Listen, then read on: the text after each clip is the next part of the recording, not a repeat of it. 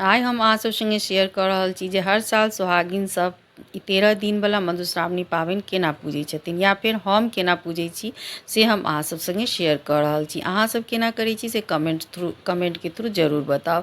तऽ जाहि दिन मौना पंचमी रहै छै ओहि दिन नहा सुना कऽ नया साड़ी पहिरलहुँ, पैर रंगलहुँ, नया लहठी पहिरलहुँ, तैयार भऽ गेलहुँ। लेकिन नया साड़ी अगर नहीं रहल तऽ पटोरो पहिर कऽ लोक पूजा करै छै। पटोर कहियो जूठा नहीं होइ छै, ने पटोर कहियो पुरान होइ छै।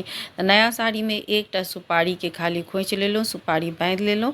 ओकर बाद जे छै से गौर पूजलहुँ। तऽ गौर में जेना 2 ठाम नैवेद्य दै छी तहिना नैवेद्य देलहुँ, लेकिन दाहिना तरफ एकटा प्लेट में या केरा पात पर विषहारा के नैवेद्य सेहो दै छियै। आब जे छै से पूजा केला के बाद फूल चढ़बै छियै तऽ फूल बेलपत्र जेना गौरी के चढ़बै छियनि तहिना चढ़ेबै, लेकिन विषहारा के जे नैवेद्य छै ताहि पर खाली उजरा फूल चढ़ेलहुँ। ओकर बाद धूप दीप देखा देलहुँ। ओकर बाद जे खोइच में सुपारी बांधल छै तकरा हाथ में लऽ कऽ बिन्नी सुनलहुँ। तऽ बिन्नी हमसब 3टा सुनै छी, एकटा जहियासँ भेल मनमनारे बिसर खसली सम्भोरारे, दोसर सुनलहुँ दीप दीपहारा जातु धारा, और तेसर सुनलहुँ गोसाउनी दानवर सोहागबड़ी। अहाँ सब की सब सुनै छी और केना सुनै छी से जरूर बताउ, तऽ हमरो सबके की जानकारी भेटत।